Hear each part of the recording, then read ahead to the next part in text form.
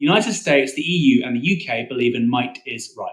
In other words, when push comes to shove, we haven't got a chance. And the International Centre of Justice for Palestinians has written to Keir Starmer as well as to the Prime Minister, Emily Thornberry and David Lammy as well. They say this morning, ICJP issued Keir Starmer, Emily Thornberry and David Lammy with a notice of intention to prosecute UK politicians for their role in aiding and abetting Israel's perpetration of war crimes.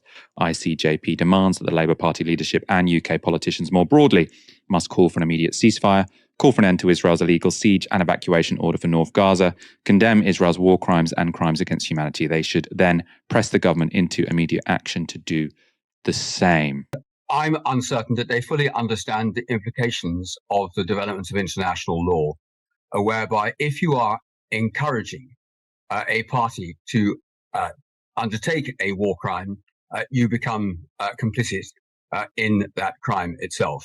And it's absolutely clear now that what is happening in Gaza does amount to a war crime because it is disproportionate and does not distinguish the targets it is taking out. Hence the terrible number of children that have been killed, and what we've just heard from the World Health Organization and the concerns about the effect of the transfer on the hospitals. Well, but you will know that a forced transfer of 1.2 million people is an absolute crime under the laws of war. You are simply not allowed to do it, as indeed is the collective punishment of the people of Gaza with a siege and the imposition of no food and no water and no electricity. Israel is committing war crimes in Gaza. They include the collective punishment of innocent Palestinians and the forced transfer of 1.2 million civilians from the north of the territory to the south. And yet reaction from senior British politicians has been pretty uncritical, if not outright supportive. There are a few dissenting voices, though, and perhaps surprisingly, the loudest have come from Tory MPs. Conservative MP Crispin Blunt is former chair of the Foreign Affairs Select Committee. He's also co-director of the International Centre of Justice for Palestinians. Speaking on the BBC, he issued this warning to the government. The United Kingdom government has given unequivocal support to the State of Israel, a statement repeated by the Prime Minister yesterday. And I'm uncertain that they fully understand the implications of the developments of international law, whereby if you are encouraging a party to undertake a war crime, you become complicit in that crime itself. And it's absolutely clear now that what is happening in Gaza does amount to a war crime because it is disproportionate and does not distinguish the targets it is taking out. Hence the terrible number of children that have been killed, and what we've just heard from the World Health Organization and the concerns about the effect of the transfer on the hospitals. Well, but you will know that a forced transfer of 1.2 million people is an absolute crime under the laws of war. You are simply not allowed to do it, as indeed is the collective punishment of the people of Gaza with a siege and the imposition of no food and no water and no electricity. Backing up Blunt's assessment of the situation, the International Centre of Justice for Palestinians wrote to Rishi Sunak over the weekend. In their letter, they gave Sunak notice of their intention to prosecute the UK government over, quote, their role in providing military, economic and political support to Israel, which has aided Israel's perpetration of war crimes. In a separate interview on Sky, Blunt went further, accusing the government of complicity in Israeli war crimes. The government has said that they support Israel's right to defend itself. Of course, but it must be within international law. Okay, so where is the complicity here on the part? Because if you know that a party is going to commit a war crime, and this forcible transfer of people is a precise breach of one of the statutes that governs international law and all states in this area, then you are making yourself complicit. And as international law has developed in this area, the fact of being complicit makes you equally guilty to the party carrying out the crime. And this is really this is now the last defense for Palestinians in this situation, is that international law will then begin to operate, make international leaders conscious of their duties under international law, and the fact that in the end, they can't ignore it. And they ought to be acting to restrain our ally from taking actions that are breaches of international law. So that is what you're warning the Prime Minister, that you're saying that is what he and other government ministers it goes beyond, must do. It goes beyond government ministers. Indeed, any politician who is then egging in the turn to Israel on to breach international law and support Israel in the conduct of this operation. Of course, our hearts will go out to the state of Israel and people there for the appalling atrocity committed on it. But what we're not allowed to do is witness one crime being piled on with another, which is simply going to make the situation worse, but it's also fundamentally wrong. We have seen these sort of legal letters to Sunak and Starmer. Potentially they are making a difference because their tone has changed this week compared to last week. Also, lots of people actually now saying writing to your MP might be worth it right now. We don't often say, it's probably worth writing to your MP, but I think on this issue, because UK leaders have been so outrageous, I do think that there are lots of right-thinking people who are outraged, and I think it's good to remind your representatives of that. Crispin Blunt isn't the only Tory MP calling for Israel to back away from war crimes either. Now, the current chair of the Foreign Affairs Select Committee, Alicia Kearns, told LBC this about Israel's siege of Gaza. Do you think that Israel should turn back on the water and turn back on the electricity?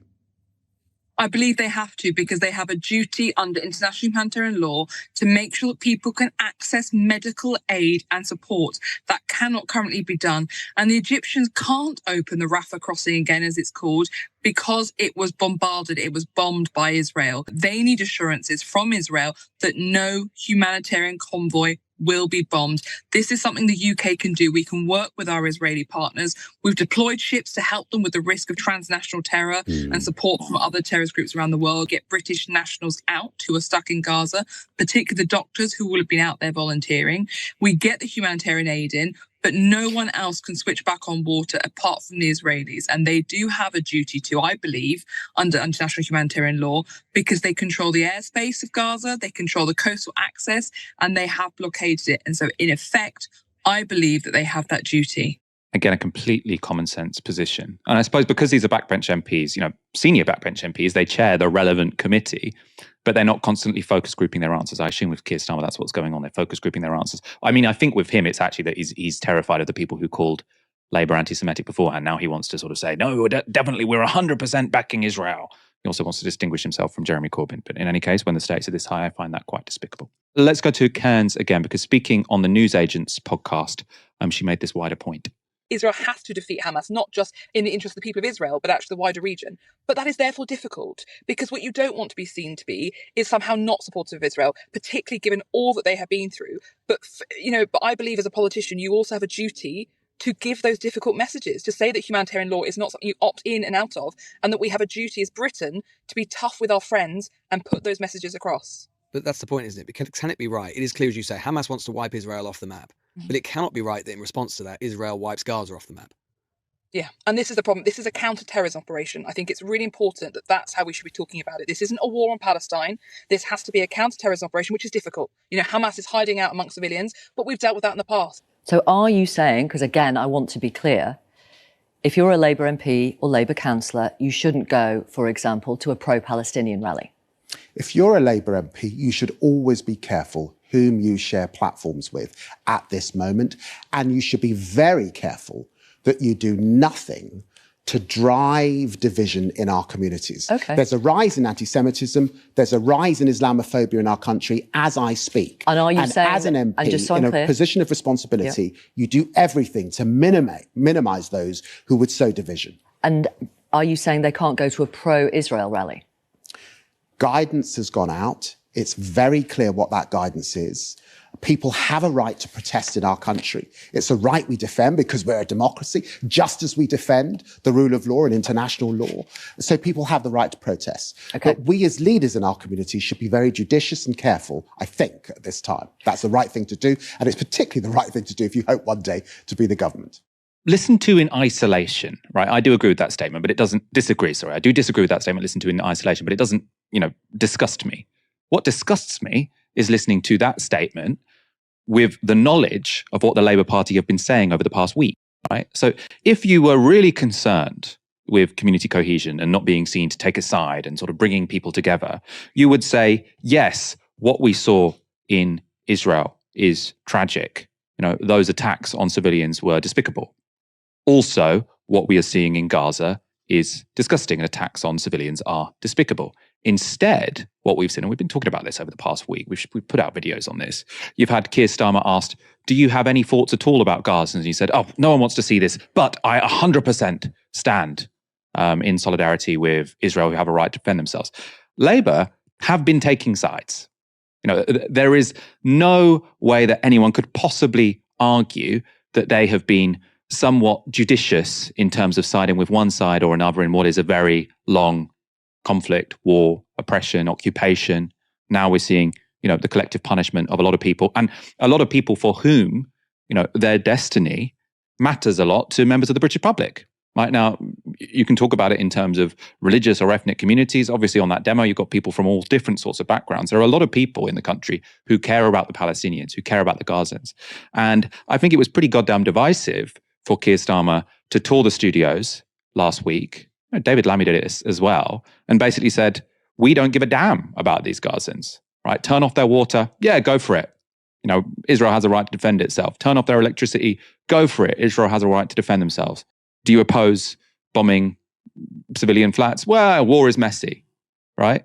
That is not a judicious response, which gives due respect to the fact that this is a highly charged issue in this country, which has the potential to divide communities, right? And if you don't want to divide communities, the thing you don't do is side entirely with one and dismiss the other, which is what the Labour leadership have done over the past week or so. Now, as far as we're aware, not a single Labour MP turned up to any of those protests. I mean, we might be wrong, but it doesn't seem as if they did. Other elected Labour officials have shown a bit more backbone, though. Shaista Aziz and Amar Latif were Labour councillors for Oxford until this weekend when they resigned. They said this: we are deeply disappointed and alarmed at the Labour Party, or the Labour Party leader, Keir Starmer's comments, seeming to condone the use of collective punishment against the people of Gaza in direct contravention of international law.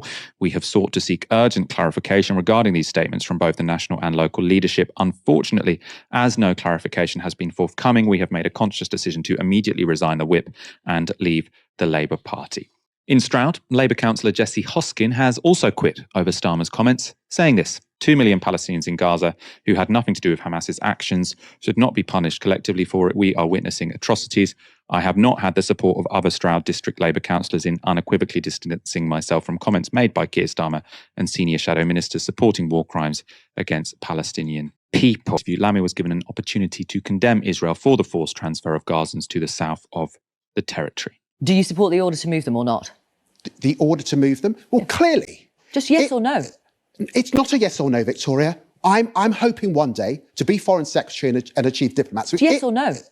It's not a yes or no, Victoria. I'm hoping one day to be Foreign Secretary and a Chief Diplomat. So it's not a yes or no. Why not? Why not? Can I answer the question? Please. The UN Human Rights Commissioner says the imposition of sieges that endanger the lives of civilians is prohibited under international humanitarian law. Keir Starmer, your leader, a human rights lawyer, says Israel does have the right to impose a siege. Who is right? No. And for the ICC. No. I'm sorry, Victoria, that is the case. This is not a moment for me to pass judgment about whether I'm not here as a lawyer. We're not suggesting there were crimes. And neither was the UN Human Rights Commissioner. He was saying it's breaking international law to impose a siege. He's entitled to his view. It's not a view. It's not just plucked an opinion out of the air. He's looking at the framework, the Geneva Conventions. He says the imposition of sieges which endangers the lives of civilians is prohibited under international humanitarian law. Keir Starmer says Israel has a right to impose a siege. I don't... Who is right? Keir Starmer has said right from the beginning and that must be within international law. And He's I'm said simply that from the asking beginning. you. His statement today, I'm simply asking you if the says that siege people breaks should have international law. access.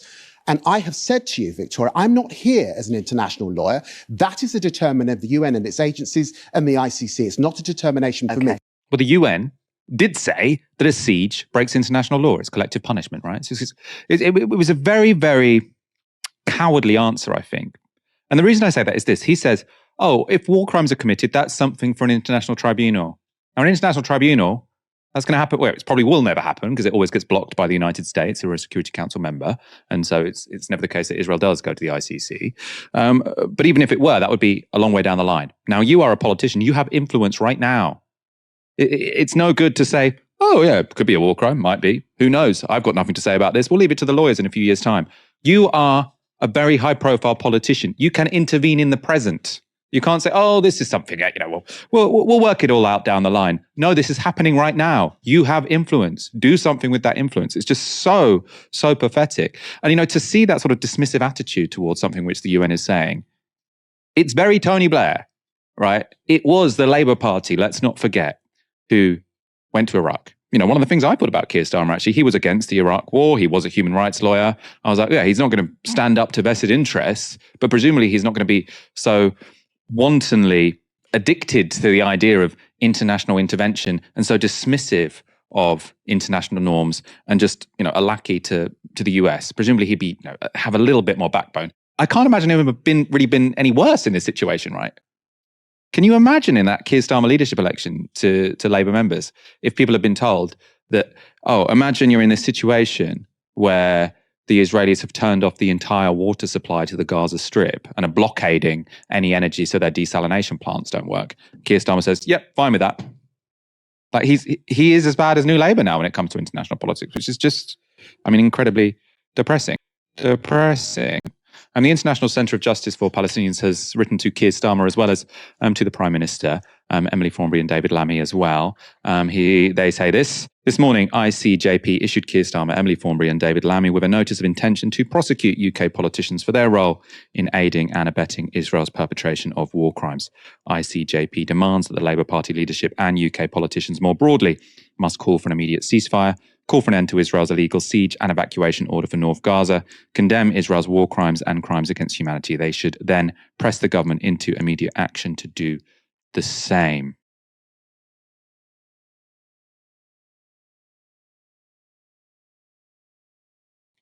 They do sound a lot like New Labour in the run-up to the Iraq War. Entirely, Michael. Entirely. Because otherwise, yes, you may see something like a repeat of Iraq. You could. We're seeing the rise of China, Russia's invasion of Ukraine, ethnic cleansing in Nagorno-Karabakh, détente between Saudi Arabia and Iran, and now, of course, Israel and Iran too. It's an incredibly volatile moment geopolitically. And what's become clear to me over the last week, really, is the inability of Labour, particularly its leadership, to deal with these things seriously. Everything Keir Starmer does or David Lammy does is for domestic consumption and to appease press barons and to appeal to the financial lobby in this country. So they want to get big money donors, big corporates, be seen as a safe pair of hands for the UK defence exports industry and for its military and the US foreign policy. To hell with what's right, to hell with what most people in this country actually want, and to hell with, actually even Britain's foreign policy interests, frankly. Because if you look at what's happened over the last week, the unflinching support that's come from the EU, the UK, and the United States for Israel in regards to what it's doing in Gaza, not in regards to the 1,200 people who were killed, but in regards to what's happening in Gaza, has completely undermined their diplomatic efforts regarding Ukraine and elsewhere over the course of the last 3 years. Because if you're a middle-class Ukrainian or Taiwanese, you look at this, what's going on in Gaza, and your conclusion is quite simple. The United States, the EU, and the UK believe in might is right. In other words, when push comes to shove, we haven't got a chance.